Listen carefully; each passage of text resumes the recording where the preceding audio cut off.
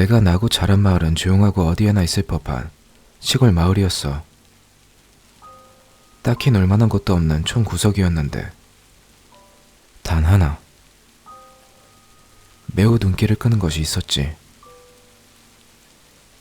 마을 외곽 논이 계속 이어지는 길에 우뚝 세워져 있는 빈집 한 채였어.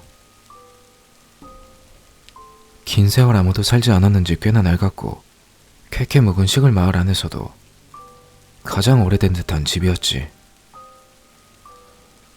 그것뿐만이라면 단순히 오래된 빈집일 뿐이겠지만 눈길을 끄는 이유가 있었어. 첫 번째는 부모님 등 마을 어른들의 과인 반응. 그 빈집을 입 밖으로 꺼내는 것만으로도 격하게 화를 내시곤 하셨어. 심지어 때로는 뺨을 맞을 정도로 혼이 나는 일이 있을 정도였지. 예외 없이 다른 집 아이도 마찬가지였고 우리 집 또한 그랬어. 또 하나는 그 빈집에는 어째서인지 현관이 없다는 것이었어. 창문은 있었는데 출입구인 현관이 보이지 않았어. 이전에 누군가 살았다고 한다면 어떻게 출입을 한 건가 자연스레 의문이 들 법한 곳이었지.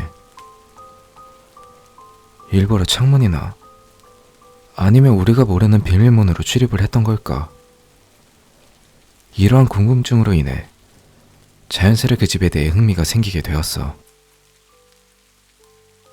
그리고 어느샌가 그 집에는 판도라라는 별명이 붙게 되었고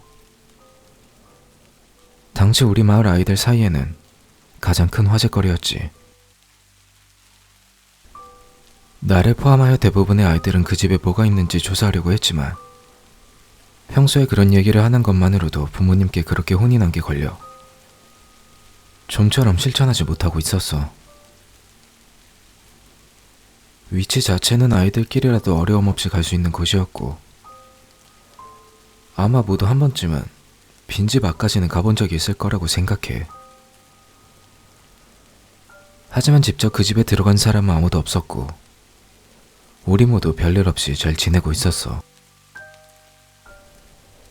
그러다 내가 중학생이 되고 몇 개월이 지났을 쯤 하루키라는 남자애가 우리 마을로 이사오게 되었어. 그 친구의 집은 어머니가 원래 우리 마을 출신으로 다른 현으로 이사를 갔다는데 이혼을 해서 친가인 할머니 집으로 돌아왔다고 해. 하루키 본인은 우리 마을이 처음이라 판도라에 대한 이야기도 전혀 몰랐다고 했지. 그 당시 나와 친했던 친구 몇 명이 하루키와도 친했기 때문에 자연스레 우리들과도 같이 놀게 되었어.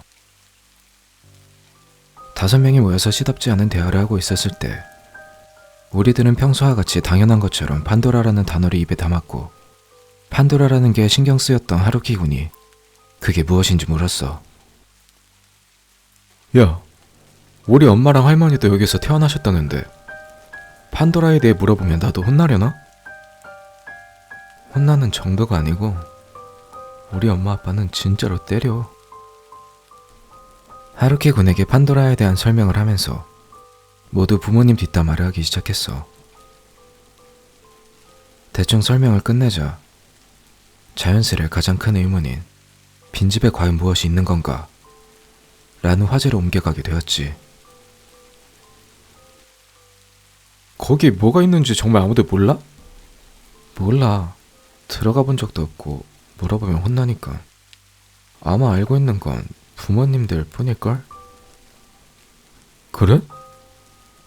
그럼 뭘 숨기고 있는지 우리들이 알아보자.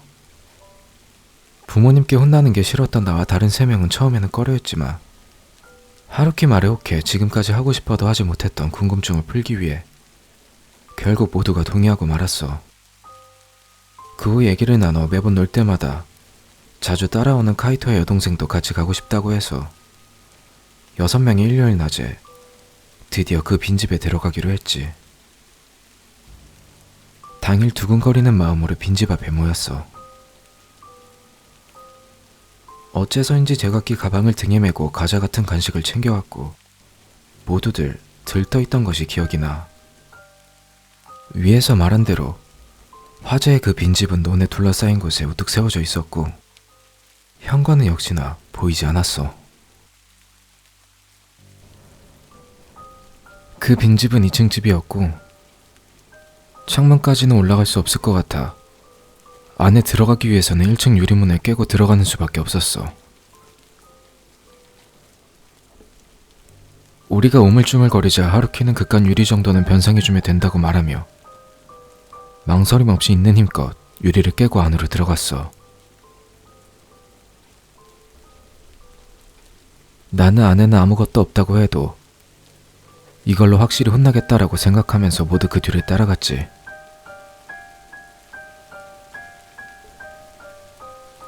우리가 들어간 곳은 거실이었어. 좌측은 주방, 정면 복도로 나와 왼쪽으로 가면 욕실과 막다른 곳의 화장실, 오른쪽에는 2층으로 가는 계단과 본래 현관이 있을 곳인 공간이 있었어. 거실 쪽은 밝았는데 현관이 없어서 그런지 복도 부근은 어스름하게 보였어. 낡은 외관에 비해 실내는 예상보다 깨끗하다라기보다 그냥 아무것도 없었어. 가구 같은 것은 전혀 없었고 사람이 살았던 흔적마저 아무것도 없었어. 거실과 주방이 꽤 넓었던 걸로 기억하는데 매우 평범했던 것 같아. 하루키 녀석은 무언가 무서운 것이 있을 거라는 본인의 예상과는 달리 너무 텅 비어 있다며 아무것도 없는 거실과 주방을 이리저리 둘러보았어. 뒤에 있던 류와 다이키도 별로 긴장이 안 되었는지 과자를 꺼내 쿵쩍쿵쩍 먹기 시작했고 나와 카이토는 카이토의 여동생 리코짱의 손을 잡고 2층으로 가려고 복도로 나왔어. 그런데 복도로 나온 순간 나와 카이토의 심장은 그대로 멈추는 줄 알았어. 왼쪽으로 이어진 복도 중간에는 욕실이 있었고 맨 끝에 화장실이 있었는데 그 사이에 경대가 놓여 있었고 그 바로 앞에 조인 막대 같은 것에 세워져 있었는데 그런데 그 막대에 웬 머리카락이 걸려있는 거야. 정확히 뭐라고 표현하면 좋을지 모르겠는데 가발처럼 머리 형태를 한 것이라고 해야 할까. 긴 생머리에 한 여성의 머리가 그대로 그곳에 있는 느낌이었어. 위치적으로도 평균적인 신장이라면 대체로 그쯤에 머리가 있겠지. 하는 위치에 막대 높이가 조절되어 있었고 마치 여자가 경대 앞에서 앉아있는 모습을 재현한 것 같은 풍경이었어. 순식간에 소름이 돋아 나와 카이토는 패닉에 빠졌지. 무슨 일 있냐며 과자를 쿰쩍쿰쩍 먹으며 다가온 하루키, 류, 다이키도 기이한 광경을 보고 벙쳐 있었어. 카이토의 여동생 리코만이 저거 뭐야? 하며 고개를 가웃겨랬지. 뭐야 저거? 진짜 머리카락인가? 이에 다이키군은 한번 만져보자는 말도 안 되는 대답을 했고 우리는 필사적으로 그 둘을 말렸어. 아무리 생각해봐도 이상하다고밖에 생각할 수 없는 그 광경의 공포심을 느낀 우리는 일단 모두 거실로 돌아왔어. 거실에서는 그 머리카락이 시야에 들어오지는 않았지만 그쪽으로 시선을 두는 것만으로도 소름이 끼치는 정도였어. 어떡하냐. 복도 지나가야 2층으로 가는데. 리코와 카이토나 이렇게 3명은 예상 밖의 것을 보고는 완전히 의욕을 잃고 말았어. 저거 안 보면서 가면 괜찮을 것 같은데? 2층에서 뭔가 나온다고 해도 계단 내려가면 바로 옆이 출구잖아. 아직 낮이니까 별일 없을 것 같은데? 하루키는 어떻게든 2층을 둘러보고 싶어 우리 셋을 재촉했어. 그런데 얼굴을 서로 마주보며 대화하고 있던 그때 나는 순간 무언가 허전하다는 것을 느꼈어. 야, 근데 리코짱 어디 갔어? 나의 말에 순간 모두가 그 자리에 얼어붙었어. 좀 전까지만 해도 쭉 우리 옆에 같이 있었던 카이토의 여동생이 안 보이는 거야. 이에 모두 서둘러 주변을 둘러보았지만 리코짱의 모습은 온데간데 사라지고 없었어. 카이토가 필사적으로 리코짱의 이름을 외쳤지만 돌아오는 대답은 없었어. 설마 위로 올라간 거야? 내 한마디에 모두의 시선은 복도 쪽을 향했어. 카이토를 제외한 모두가 올라가기 싫어하는 눈치였지만 그렇다고 리코짱 혼자 두고 갈 수는 없었지. 카이토는 망설임 없이 2층으로 올라가기 시작했고 그 뒤를 따라 모두 복도 위로 따라 올라갔어. 리코짱, 장난치지 말고 얼른 나오면 안 될까? 오빠가 맛있는 다코야키 사줄게. 모두가 리코짱의 이름을 부르며 계단을 올랐지만 들려오는 대답은 없었어. 계단을 다 올라가자 방 2개가 눈에 들어왔고 두 방 모두 닫혀 있었어. 우선 정면에 보이는 방문 먼저 열었어. 방 안은 텅 비어 있었고 바로 옆방으로 가 문을 열었어. 문이 열리고 다행히 리코짱은 그 방 안에 있었어. 그런데 우리들은 리코짱을 보고 난 뒤 아무런 소리도 내지 못하고 그 자리에 그대로 굳어버렸어. 그 방 안에는 리코짱 말고도 다른 무언가 하나 있었는데 그것은 아까 우리가 1층에서 보았던 경대와 그 바로 앞에 세워진 봉, 그리고 거기에 걸려있는 긴 머리카락이었어. 언니, 이거 뭐야? 카이토의 여동생은 그리 말하고는 우리의 눈에 의심케 할 만한 행동을 했어. 리코짱은 경대로 다가가 3개 서랍 중 가장 위쪽에 있는 서랍을 여는 거야. 언니, 이거 뭐냐니까?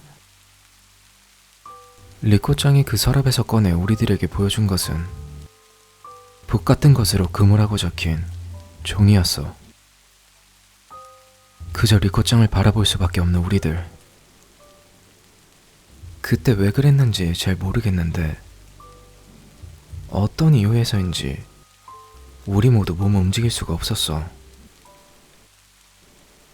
리코짱은 우리가 안 보였던 건지 우리는 전혀 개의치 않고 반지를 원래 자리에 넣고 서랍을 닫은 후 이번에는 2번째 서랍 안에 든 것을 꺼냈어. 그곳에서 꺼낸 것 또한 방금 것과 같이 금후라고 적힌 종이었어. 우리는 그냥 눈앞에 벌어지고 있는 일이 도대체 뭔지 몰라 벌벌 떨고 있을 뿐이었어. 그때 어떻게 움직일 수 있게 되었는지 카이토는 이성을 찾고 눈물을 흘리며 곧장 리코짱에게 달려갔어. 카이토는 리코에게 여기서 뭐하는 거냐며 다그치고는 그 그물하고 적힌 종이를 뺏어들어 다시 원래 있던 곳에 넣으려고 했어. 그런데 카이토가 리코짱의 종이를 빼서 서랍장 문을 닫아버린 것이 큰 문제가 됐어. 정신이 없었던 탓인지 카이토는 2번째가 아닌 가장 아래쪽에 서랍문을 열어버린 거야. 딸깍하고 서랍문을 연 순간 카이토의 시선은 자연스레 아래쪽으로 향했고 그 자리에 그대로 굳어버렸어. 야, 무슨 일이야?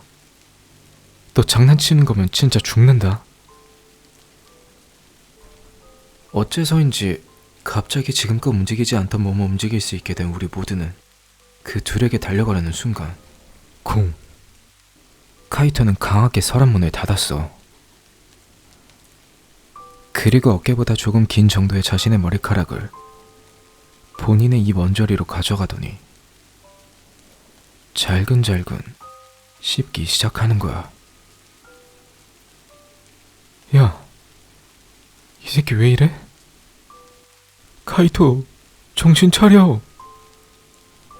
그런데 우리 모두가 소리질러 말하는데 카이토는 아무런 반응 없이 계속해서 머리카락만 씹어댈 뿐이었어.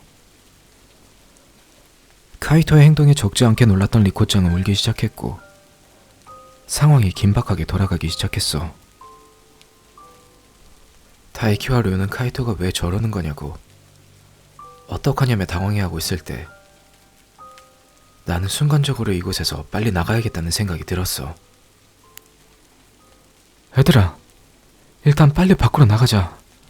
여기 더 이상 있으면 안 될 것 같아. 하루키, 다이키, 류 이렇게 세 명의 카이토를 부축하고 나는 리코짱의 손을 잡고 서둘러 그 집에서 나왔어. 나오는 사이에도 카이토는 계속 머리카락을 씹고 있었는데 어떻게 해야 할지 몰라 일단 어른들이 있는 곳으로 가야겠다는 생각이 들었어. 그 빈집에서 가장 가까운 집은 내 집이었고 미친 듯이 달려가 큰 소리로 엄마를 불렀어. 울음바다가 되어버린 나와 리코짱, 혼이 빠진 표정으로 서 있는 남자 셋, 그리고 쉬지 않고 머리카락을 씹어대는 카이토. 어찌 설명을 해야 할지 몰라 머릿속을 정리하고 있는 도중 우리 소리를 들으신 어머니께서 무슨 일인가 하고 나오셨어. 엄마. 울음을 참아가며 천천히 상황을 설명하려고 하는데 엄마는 갑자기 나와 멍하니 서 있는 하루키, 다이키, 료의 뺨을 체리대로 때리치더니 엄청나게 화를 내시는 거야. 그러시고는 그 빈집에 간 거냐고 두 눈을 부릅뜨고 말하셨어.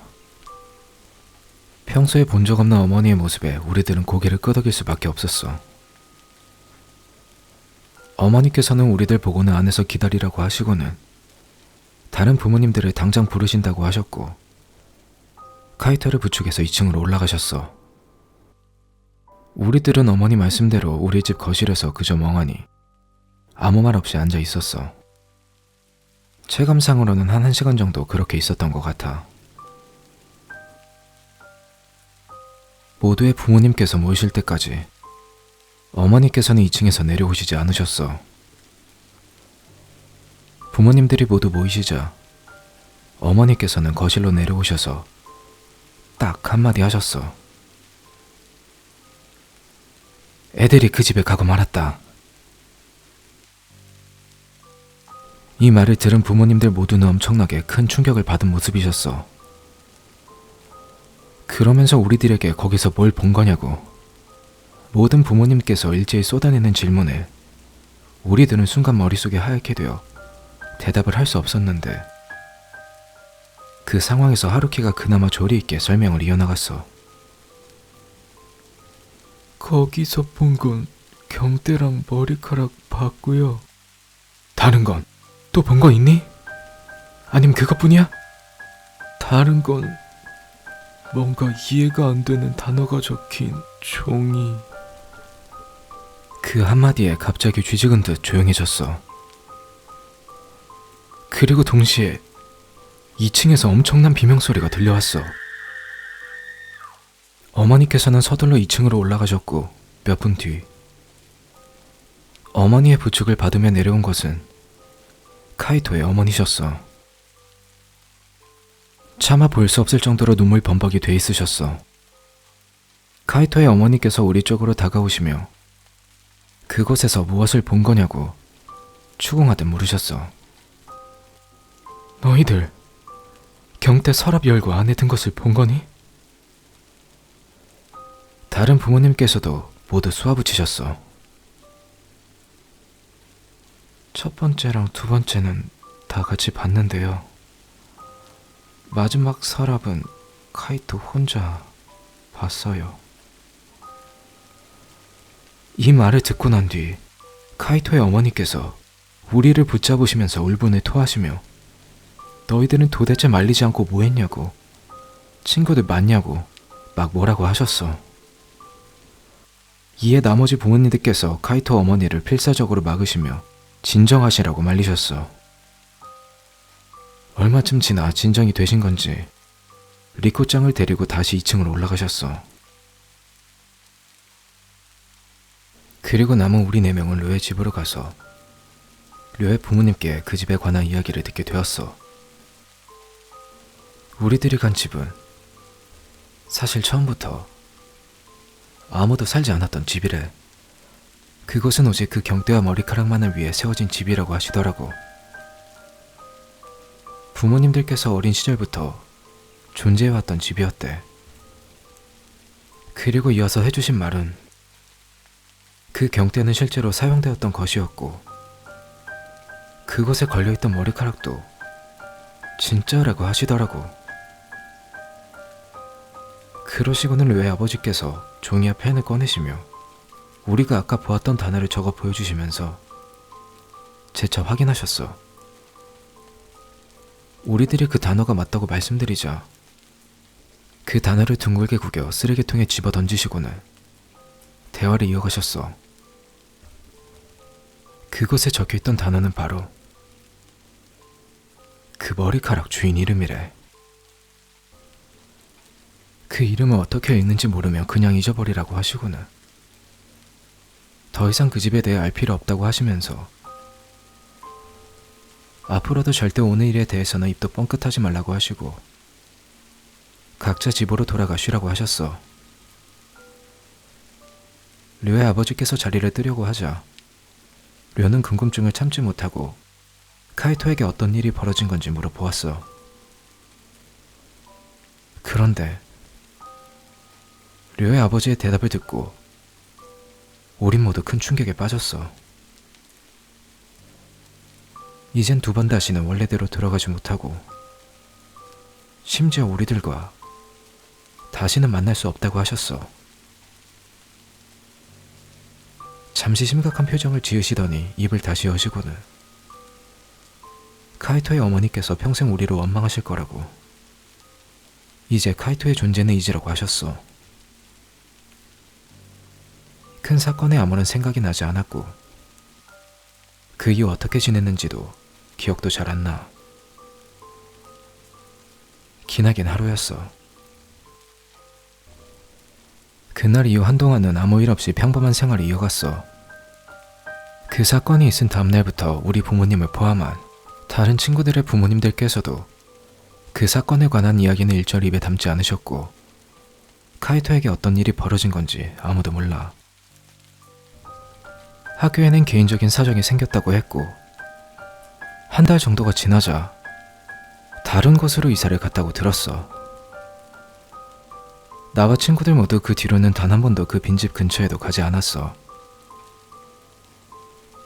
어느덧 고등학교에 입학하게 되었고 서로 다른 학교에 입학하게 되어 모두 찢어지게 되었지. 그 후 10년이라는 꽤 오랜 세월이 지났고 그 사건은 기억 저편 너머에 묻어둔 채 지내고 있었어. 내가 대학을 졸업했을 쯤 카이토의 어머니께서 우리 어머니께 편지 한 통을 보낸 적이 있으셨어. 나는 너무 궁금해서 어떤 내용인지 여러 번 어머니께 물어봤는데 아무리 물어봐도 무슨 내용인지 알려주시지 않으셨어. 근데 그때 어머니께서 해주셨던 의미심장한 말이 아직도 마음에 걸려. 어머니라는 존재는 마지막까지 자기 자식을 위해서라면 숨겨둔 선택이 있다나 뭐라나. 만약 그렇게 되어버린 것이 나였어도 내 어머니께서는 똑같은 선택을 하셨을 거래. 아무리 그게 잘못된 선택이라도 말이야. 그리고 얼마 전에는 내가 판도라에 대해 상세하게 알게 된 것이 있는데 이야기가 너무 길어져 다음번에 말해줄게. 미안.